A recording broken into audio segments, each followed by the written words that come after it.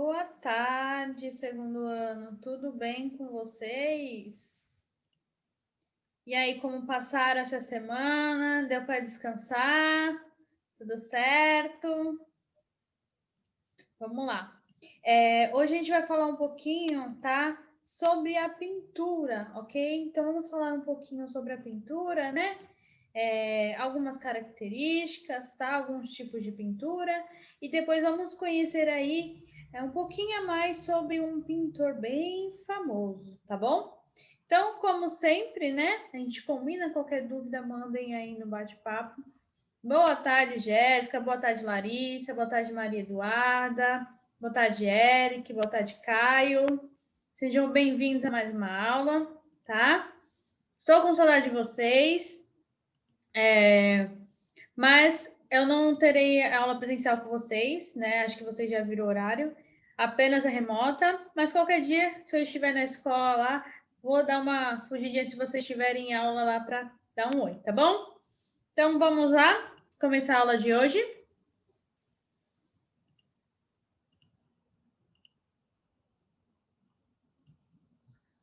Então hoje vamos conhecer aí um pouquinho sobre essa modalidade, né? Que sempre foi muito bem utilizada. Então vamos lá. Então a pintura é a atividade artística que consiste na aplicação de pigmentos coloridos em um plano bidimensional, geralmente em uma superfície previamente preparada para tal uso. Então, a pintura, né, ela tem várias técnicas de pintura, né? A pintura não existe só a pintura em tela, tem a pintura que a gente faz, por exemplo, num papel, né? Então, são pinturas com diferentes tipos de suportes, né? Como tem também o grafite, que é um tipo de pintura, né? Então, normalmente tem um suporte e tem a tinta, que é o material utilizado. E aí isso modifica muito dependendo, né, do suporte, vai modificando a tinta. Normalmente é um plano bidimensional, porque ele não tem três dimensões, né? Então é só altura e largura apenas, né? Então tem que ser algo plano, tá? Então, a superfície de aplicação dos pigmentos também pode variar, desde murais, paredes, até as telas próprias para a pintura. Ela pode ser vinculada tanto à produção de imagens decorativas quanto imagens de representação, seja essa figurativa ou abstrata.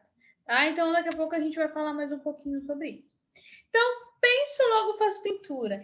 Então, vamos pensar por que essa frase penso, logo faço pintura, né? Porque quando a gente pensa, né? Quando a gente está sonhando, por exemplo, também, é algo que a gente já começa a imaginar algumas figuras, né? Então, a pintura é o quê? É você passar isso para o papel, passar isso para o suporte, né? Então, vamos pensar lá no início, né, da pintura. A pintura começou lá na arte rupestre, no qual os homens, né, das cavernas pintavam nas paredes para registrar o cotidiano deles, mas para também, né, uma forma de ritual, para eles acreditavam que eles pintando na parede estavam guardando aí a alma dos animais na parede e na hora de caçar seria uma forma mais fácil. Então, com certeza, antes de pintar, eles pensaram nisso, porque eles não iam pintar, né, sem ter um motivo aí, tá? Então, eles pensaram, né, no que eles queriam fazer para depois eles expressarem isso através da pintura. Então, essa forma de expressão artística existe há muito tempo na história da humanidade. Como já demonstraram as pinturas rupestres, essa atividade surgiu nos primórdios da história do homem, como pode ser observado nas pinturas encontradas em Altamira, na Espanha, em Lascaux, na França, e são tudo cavernas, em 25 mil anos antes de Cristo. Nos sítios de Nice, na França, há evidências da existência de pinturas, de esculturas em pedra e mármore que datam há cerca de 25 mil anos atrás, revelando a origem de uma expressão estética, fato que separa radicalmente o homem de outras espécies. Então, a pintura era um marco, né, na arte rupestre. Então, foi ali que começou tudo em relação a esse movimento. E conforme passam os anos, né, passam aí também, vai tendo avanço da tecnologia, as técnicas de pintura vão se modificando. Então, a gente sabe que tem uma evolução, né, através da pintura. As primeiras pinturas lá na arte rupestre eram feitas com pigmentos naturais. Então, eles pegavam alguns materiais, né, da natureza, algumas plantas, né, e acabavam extraindo um pigmento daquele material ali, daquele objeto, daquela planta, para formar tintas para eles conseguirem, né, fazer essa pintura rupestre. E hoje em dia, né, não tem necessidade de fazer isso, porque hoje a gente tem as pinturas artificiais, né, que as fábricas fabricam, então fica muito mais fácil hoje em dia de você conseguir ter uma cor assim mais exata, né, mais vibrante, mais bonita, porque com o avanço, né, de tudo, facilitou aí o nosso trabalho, né, facilitou o trabalho dos pintores, tem outros potes, tem outros materiais, tem outras tintas, né? Então, olha a diferença do avanço da pintura quando ela foi, né? Quando ela começou e como está hoje em dia, né? Hoje em dia, muitos nem usam mais tintas, utilizam apenas o mouse para fazer uma pintura, né? Porque está tudo tecnológico hoje em dia.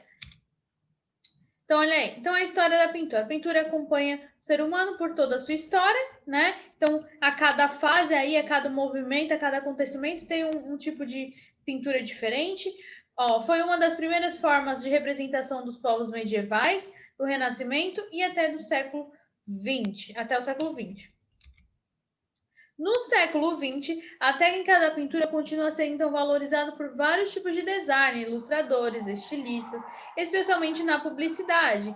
Então, a pintura ela é muito valorizada porque é algo que chama muita atenção pelo fato de usar muitas cores, né? A gente sabe que a cor é algo que estimula, né, o ser humano, então cada cor tem um significado diferente. Cada cor transmite, né, uma sensação diferente para as pessoas, né? Então a pintura é muito importante relacionado à cor também, né? Então a cor é um dos principais motivos, né, as principais características da pintura, tá? Então por isso que a cada movimento da arte, né, a cada acontecimento aí isso falando da linha do tempo da arte, tem um tipo de cor diferente, porque tem a ver com a característica daquele movimento, né? Então, por isso que vai modificando os movimentos, tá?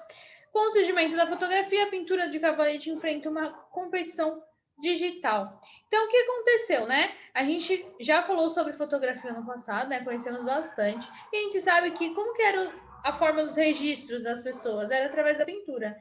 Então, para eles registrar um acontecimento, né, um marco histórico, ou registrar, né, o autorretrato ou o retrato de alguém, eles utilizavam a pintura para isso. Depois que a fotografia, né, foi criada, existiu, aí a pintura ficou um pouquinho de lado, né? Foi a época que começaram a surgir os movimentos diferentes, né, que eles não queriam mais retratar a realidade porque eles acreditavam. Para que eu vou retratar a realidade se já existe a fotografia, que já é uma cópia do real, né?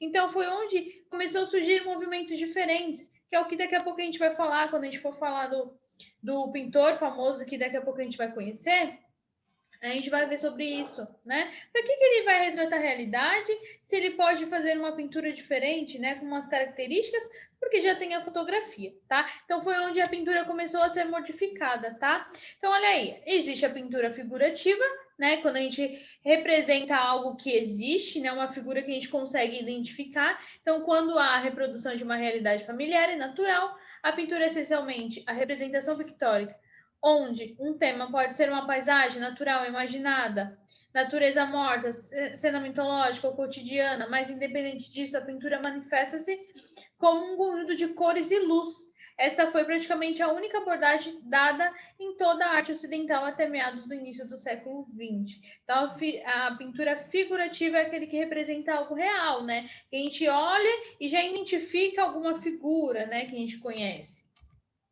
Aí vem a pintura abstrata, né? Que é algo indeterminado, que você não consegue identificar alguma figura, né? Então, a partir das pesquisas de Paul Cézanne, os artistas começaram a perceber que era possível lidar com a realidade, que não necessariamente as externas, dialogando com características dos elementos que são próprios da pintura, como a cor, a luz e o desenho.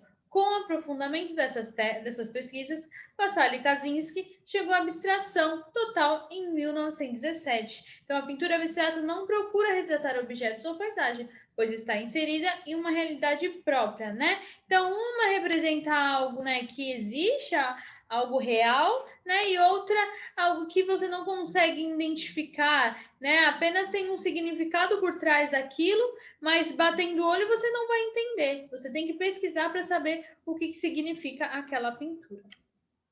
Então, a definição de pintura é uma arte de pintar uma superfície, tal como papel, tela ou parede, técnica de aplicar pigmento em forma líquida a uma superfície, atribuindo-lhe matizes, tons e textura, e diferencia-se do desenho pelo uso de pigmentos líquidos e do uso constante da cor, tá? Normalmente, quando a gente fala em desenho, a gente já pensa no lápis de lição, né? Lápis de lição, lápis de cor, tá? E quando a gente pensa em pintura, a gente já pensa o quê? Uma tela, tinta líquida, né? Um pincel, né? Só que a pintura, a gente não só foca nesse tipo de pintura, mas sim também, por exemplo, num grafite, numa pintura em um papel. A gente tem que pensar em pintura como a tinta, né? Que é o X ali da questão, é o principal material, né, da pintura, mas vários suportes diferentes, vários materiais diferentes para fazer a pintura. Pode ser pintura a dedo, pode ser pintura com pincel, pode ser pintura com uma esponja. Aí varia muito do que você quer fazer, qual a técnica que quer utilizar, tá? Aí vem os gêneros, né? Como a gente já falou, natureza morta, paisagem, retrato, autorretrato, pintura de gênero, ícones.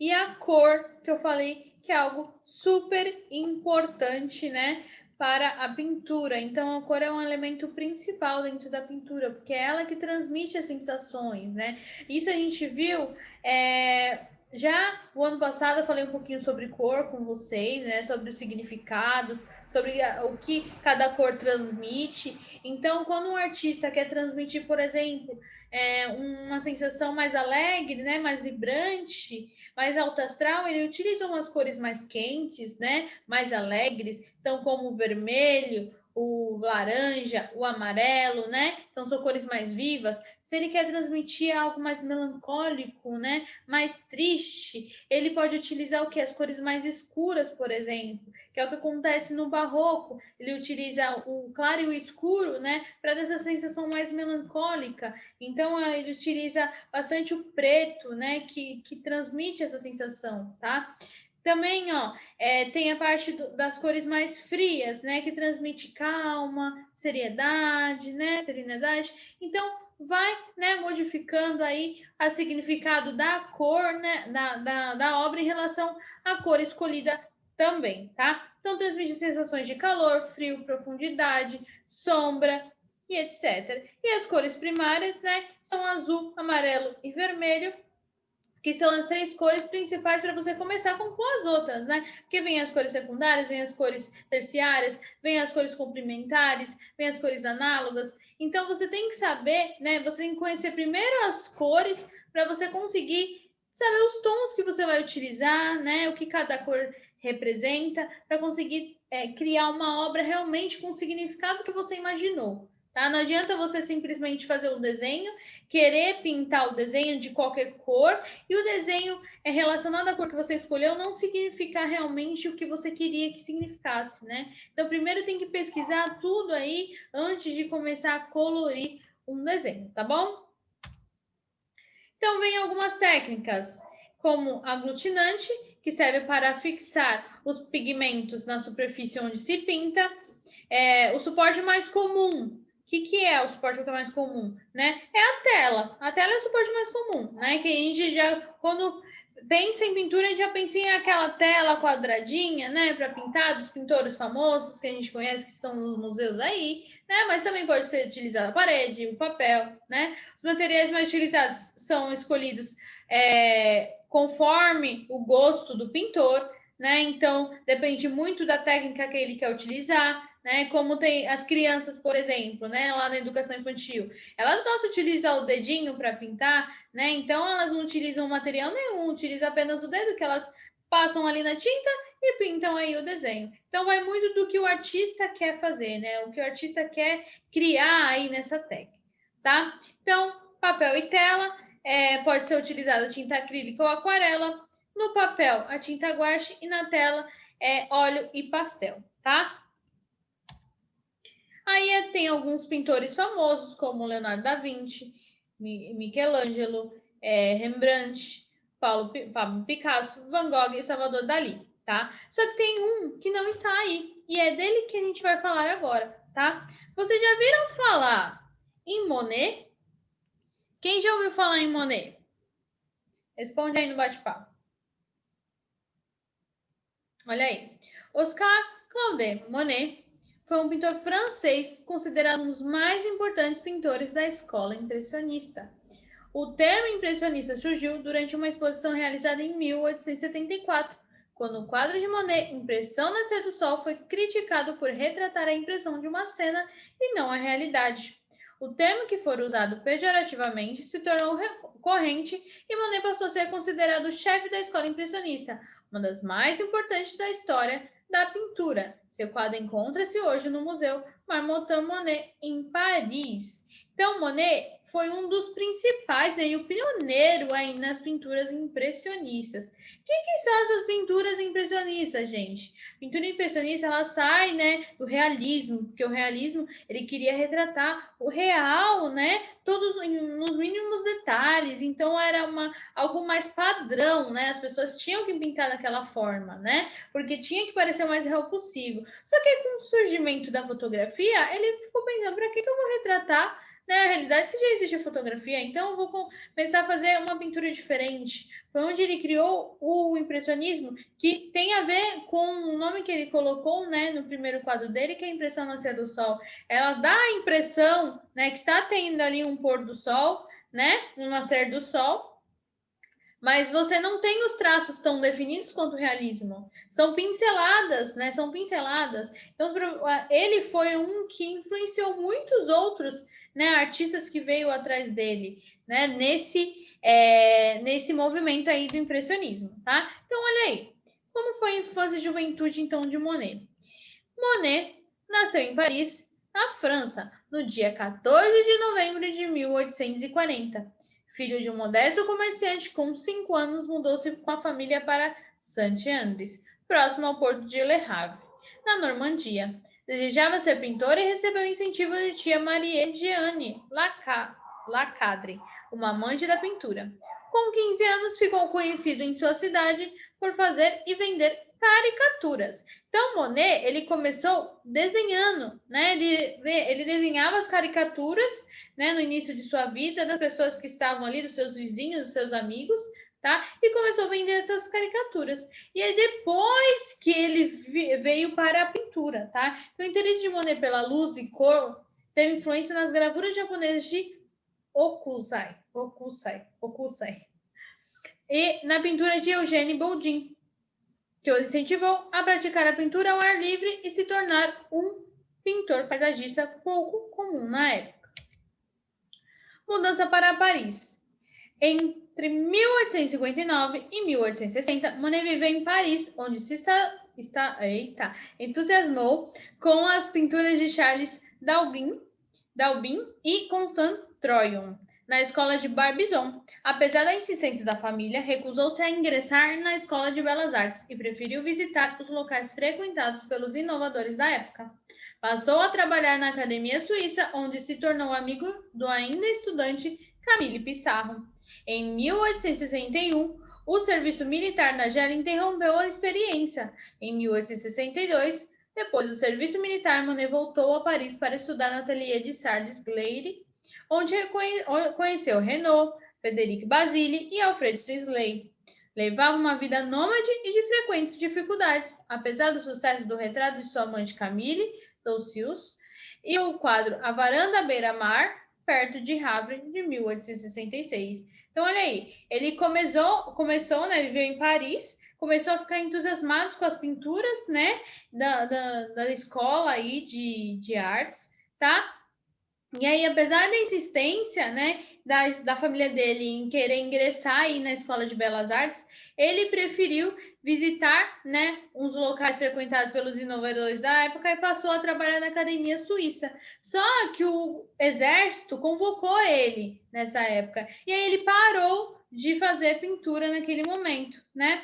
Depois que ele saiu do exército, foi onde ele retomou aí a carreira de pintor, tá?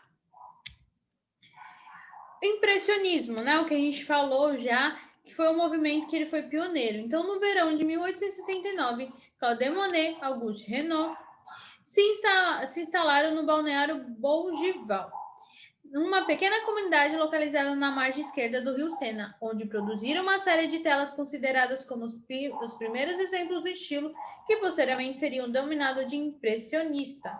Os quadros produzidos ao ar livre retratavam a natureza, a luz do sol na água, as mudanças de luz, tudo com pinceladas largas, que iam de encontro à tradição acadêmica da época. É dessa época a tela Banhissas de Grenoble. Olha aí. Essa é uma das telas dele. Olha como já muda, né, da arte realista, porque o realismo tem os traços mais definidos, né? Você consegue ver os detalhes aí melhor da obra, tá? E aqui você vê que são pinceladas mesmo, tá? Dando a principal característica do impressionismo, né? Além de ver que ele não queria realmente retratar a realidade, era porque ele queria também passar a sensação de movimento na tela. Olha como você consegue ter a impressão, né? A palavra, né? Já vem a palavra do movimento. A impressão de que realmente a água está se mexendo, né? Olha que interessante. Então, em 1870, Claude Monet casou-se com Camille Daucieux, mãe de seu filho Jean, nascido em 1867, para fugir da Guerra Franco-Prussiana. Como a maioria dos artistas, a família refugiou-se em Londres, onde, junto com Pissarro, conheceu Marchand Paul Durand Rougon. Mais tarde, seu agente. Em 1872, retorna à França e instala-se em Argentu, um pequeno povoado no subúrbio de Paris, cercado de campos nas margens do rio Sena, onde as belas paisagens serviram de inspiração para as numerosas obras, entre elas Regata de Argentu. Olha aí, mais um quadro, e mais um quadro também querendo mostrar, né, o movimento na tela. Olha aí que interessante. Ainda em 1872, Monet esteve em Le Havre, onde a luz do amanhecer e seus reflexos sobre a água o inspiraram para a elaboração da tela Impressão Nascer do Sol, onde usou a típica pincelada interrompida. Em 1874, rejeitado pelo Salão Oficial, o grupo de pintores que partilhava algumas técnicas e certos temas organizou sua primeira exposição no estúdio parisiense do fotógrafo Félix Nadar. A teleimpressão Nascer do Sol foi criticada pelo pintor e escritor Louis Leroy por retratar impressões de uma cena e não a realidade. O título da obra deu origem à escola impressionista. Então, olha aí, ele acabou, né, se inspirando no título da obra para criar o impressionismo, porque ele foi criticado, né, nessa exposição por esse quadro, porque o crítico falou que dava apenas uma impressão, né, Nascer do Sol, não era retrato da realidade. Então ele pegou essa crítica, né, e transformou em algo positivo, criando aí um movimento no qual vários adaptaram, né? Isso daí já foi, ele já fez isso para debater, né, com quem estava ali criticando, e realmente ele acabou levando a melhor. Por quê? Porque ele criando esse movimento, outros artistas aí também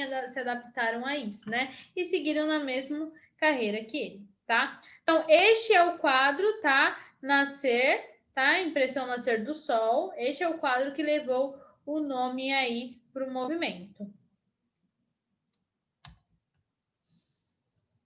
Apesar do sucesso de algumas obras, Monet vivia em dificuldade financeira. Entre 1874, voltou para Argento, quando recebeu ajuda de Pissarro. Na casa alugada, ele pintava flores plantadas por ele, retratos de Camille e dos amigos, recebia visitas de vários pintores, e essa época foi o período mais fértil do impressionismo. Aqui está a esposa dele, Camille, e o seu filho, Jean. Tá? Olha aí que interessante. Também você consegue ter, né, a sensação aí de movimento da nuvem, do vestido dela, do cabelo, tá? Em agosto de 1878, o artista mudou-se para Viton, onde pintou aproximadamente 150 obras, entre elas Viton. Nesse mesmo ano, nasce seu filho Michel. Em 1879, com a morte de Camille, Monet e seus filhos se mudam para a casa de Alice Rochette, esposa de um de seus patrocinadores em Pulse. Em 1883, muda-se para Ginerve, a noroeste de Paris, próximo ao rio Sena, local que serviu de inspiração para as belas pinturas. Em 1892, casa-se com a viúva Alice Rochette, com quem viveu até a morte. Claude Monet morreu com graves problemas de visão em Ginerve, na França, no dia 5 de dezembro de 1926. Então, olha isso. Ele morreu, na verdade, de catarata, tá? Então, catarata foi a morte principal aí. Esse problema de visão foi catarata. Então, olha isso. Ele mudou para casa do amigo, né? Para que os filhos não ficassem, né, sozinhos, tá? Então, mudou para casa do amigo e ainda casou com a moça. Então, olha isso, né? Mudou para casa de um dos seus patrocinadores e depois casou com essa mulher. Como pode, né? Bem espertinho ele. Então, olha aí, principais características das obras de Monet. Apesar do pintor francês ter criado uma série de obras diferentes, existem uma coisa interessante que eu esqueci de falar para vocês. As obras impressionistas, elas têm várias versões. Por que tem várias versões? Porque eles gostavam, né, de dar essa impressão, né, de passar esse movimento na obra. Então, o que acontecia? Os pintores, eles pintavam aquela obra, né, aquele tema, várias horas do dia. Então, às vezes, retratava o tema na manhã, à tarde, à noite, para mostrar o movimento, né, daquela paisagem. Por isso que eles gostavam da paisagem, porque a paisagem modificava conforme o horário do dia, né? Então, eles acabavam criando várias telas, né, daquele mesmo tema, daquele mesmo local, para mostrar a diferença entre elas. Olha que interessante. Então, olha aí, apesar do pintor francês ter criado uma série de obras diferentes, existem alguns traços comuns nas telas que nos levam a crer que havia características gerais norteadoras do seu trabalho. Vamos ver algumas características aí, então. Monet costumava pintar telas ao ar livre, que tinham como tema principal a paisagem, em geral praticada desabitada, ou seja, não tinha pessoas ali na paisagem, né? Era uma ou outra que tinha alguém, como, por exemplo, aquele retratou, né, sua esposa e seu filho. Então, o criador tinha preferência, sobretudo, por reproduzir paisagens campestres. Ele via a natureza como principal protagonista do seu trabalho. Outro fator, né, da vida, as cenas do cotidiano. Então, ele gostava de mostrar, né, aí o movimento, né, de uma cena normal do cotidiano das pessoas, né, queria dar uma vida àquela cena. Não lhe interessava a pintura de ocasiões especiais ou de eventos memoráveis. As pinturas impressões de Monet, caracterizadas pelas pinceladas leves sobre tela, carregavam um ar desfocado. Ele procurava reproduzir imagens turvas, como se a tela estivesse embaciada ou embaçada. Outro fator a se observar é o uso de cores vivas, segundo o próprio autor. Então, olha aí o impressionismo, né? O que eu já expliquei mais ou menos para vocês o que é. O impressionismo é um movimento artístico surgido na França no século XIX, que criou uma nova visão conceitual da natureza, utilizando pinceladas soltas, dando ênfase na luz e no movimento. E o seu nome deriva da obra Impressão Nascer do Sol de Monet. Uma das grandes características do impressionismo, né, é pintar em telas ao ar livre, sem se preocuparem com os preconceitos do realismo ou da academia. Então, tendência estilística que dominou a pintura, sobretudo a francesa. No último quarto do século passado, anti-acadêmico e anti-românico, o impressionismo preparou o caminho para todas as manifestações artísticas que lhe seguiam. Então, olha aí, também uma das características da pintura do impressionismo era pintar a mesma paisagem em diferentes horas do dia e do ano. Então, eles faziam isso para realmente mostrar a diferença, né? Como a paisagem se modifica com o tempo. Então, por isso que eles utilizavam aí essa característica no impressionismo, tá? E eles queriam que o impressionismo veio para quebrar barreiras, né? Porque tudo era dentro da academia, então tudo tinha que seguir uma regra padrão nas pinturas, né? Tinha que remeter ali ao realismo, tinha que representar o real, né? Em todas as pinturas, com os meros detalhes, tá? Só que ele veio para quebrar essa barreira e transformar um movimento totalmente diferente, no qual passava uma sensação de movimento, no qual era cores vivas, né? Tinha ali um significado por trás, tá? Então era algo que chamava atenção, né? Algo diferente do que estava acostumado naquela época. Então, aí, vamos ver então alguns significados dos quadros dele? Então, olha aí, primeiro quadro, Impressão Nascer no Sol. Olha como esse daqui já mudou, né? O quadro, a mesma paisagem, mas está diferente as cores. Então, vamos lá. Foi este quadro que deu origem ao movimento artístico impressionismo, devido à crítica feita por Louis Leroy. A impressão foi usada, então, originalmente de forma pejorativa, mas Monet e seus colegas optaram o título sabendo da revolução que estava iniciando. Essa pintura, na realidade, uma vista para o porto de Havre, notando-se os barcos e fumaradas das indústrias. Então, olha aí, essa daqui já está mais embaçada, né? Então, quer dizer que era um dia mais nublado, né? Com mais névoa aí, olha aí que interessante. Olha a diferença de um para o outro, né? Olha, aqui esse já é outra versão. Olha como muda. Aqui ainda já está mais embaçada ainda, como se estivesse cheio de neblina, né? Olha que interessante, como modifica, né? Conforme ele pinta de novo de uma outra forma. Então, olha aí, esse também é um dos principais, a Lagoa das Ninfas, né? Pertence à série de pinturas do Monet, em que o tema principal é a ponte arcada do estilo japonês. Aqui Monet mostra um jardim em pleno verão com a densa e brilhante folhagem verde e as pinceladas descendentes e unificadas são equilibradas por confiantes pinceladas horizontais. E olha como modifica de uma pintura para outra, né? Olha como modifica aí, pode ser até a hora do dia que modificou, né? E aí transformou a paisagem. Olha como mudou, né? Aqui é a foto do local e aqui são as pinturas. Olha que interessante.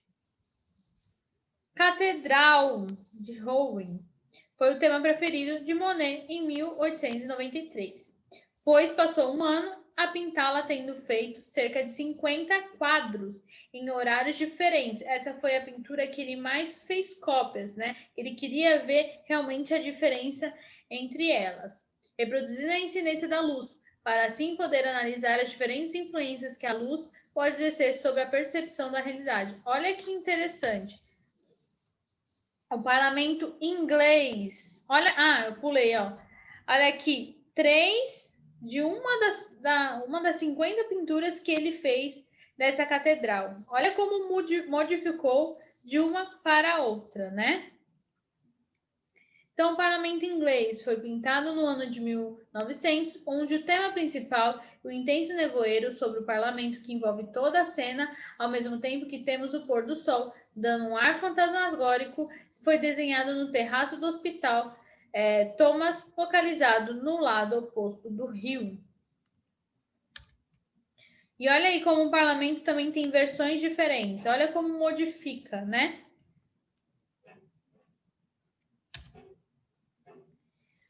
Mulher com guarda-sol. Senhora Monet e seu filho, em 1875. Encontra-se uma colina com um vento a chicotear as suas saias volumosas em volta das suas pernas. Jean está do seu lado, mas a cor e o movimento são sujeitos verdadeiros dessa pintura. Os matizes da cor de rosa e amarelo fazem o vestido branco de Camille vislumbrar as sombras violetas que a sua figura lança sobre a terra verde viçosa.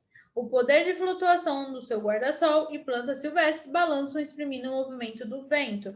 Olha aqui também as versões desse quadro, como modificou, né, as cores, modifica um pouco a pincelada, né? Olha que interessante.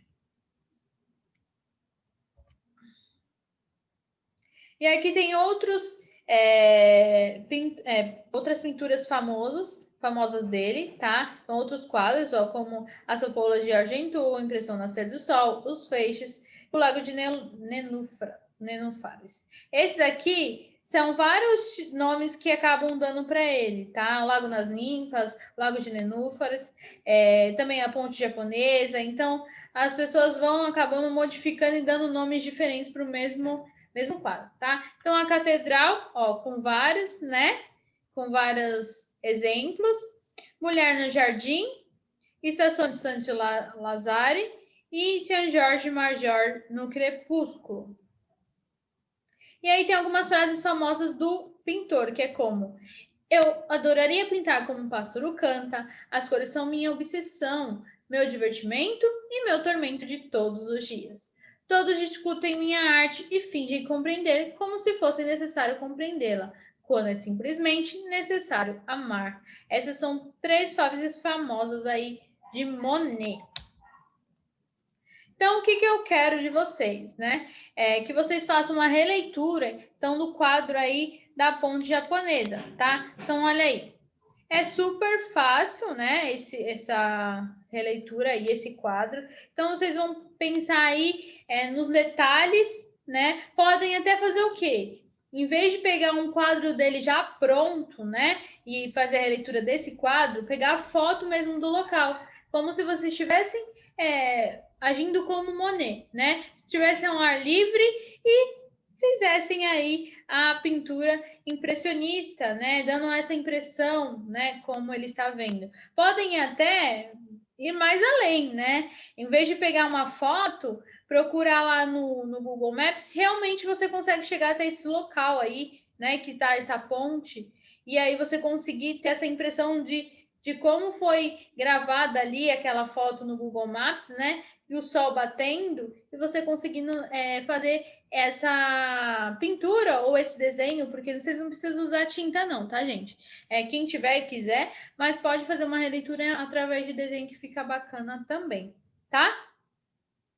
Alguma dúvida, gente, em relação à aula de hoje? A gente não vai ter aula presencial, então vamos continuar com as nossas aulas remotas, tá? Não sei se vocês estão indo para a escola, se vocês foram hoje na aula remota. Eu acho que não, porque eu não vi ninguém lá. Hoje eu fui lá dar aula já. Então, qualquer dúvida, como vocês sabem, né? Bate-papo sempre. Ou manda mensagem também no meu WhatsApp ou no e-mail. Semana que vem a gente vai continuar o tema da pintura. Vou falar sobre os movimentos, né, dentro da pintura. Então vamos falar um pouquinho sobre a linha do tempo. Vamos falar um pouquinho sobre como era a pintura na arte pré-histórica, que a gente já falou hoje, né? Aí vem a pintura egípcia, a pintura grega, a pintura romana, a pintura gótica, expressionismo, impressionismo, cubismo, dadaísmo e assim vai. A gente só vai falar um pouquinho sobre a diferença, né, da pintura em relação a cada movimento, como ela foi modificando com o tempo, né, em relação às técnicas, em relação ao suporte utilizado, em relação ao material utilizado, as tintas que foram utilizadas, né, e qual a diferença, né, qual o significado que essas pinturas em cada movimento elas transmitiram, né, para as pessoas. O que elas quiseram passar com isso, né? A gente sabe que cada movimento teve um objetivo aí, um significado diferente, como vocês viram lá no futurismo, né? Que eles queriam representar as máquinas dando essa sensação, né, de velocidade, mas eles queriam também fazer uma crítica, né, naquela época, né? Então era dois tipos de objetivos ali, né, utilizado dentro da pintura. Então, a pintura utilizava cores mais frias, né, passando essa sensação aí de velocidade, movimento, tá? Então, vamos ver sobre isso dentro de vários movimentos semana que vem, ok? Tudo bem? Caio, Larissa, Maria Eduarda, Raíssa, Jéssica, Giovana. Ah, vocês foram bem na prova? Deu tudo certo? Conseguiram fazer a prova? Eu nem perguntei isso. Agora já vem, logo mais já vem as próximas provas, né? Então, fiquem tranquilos.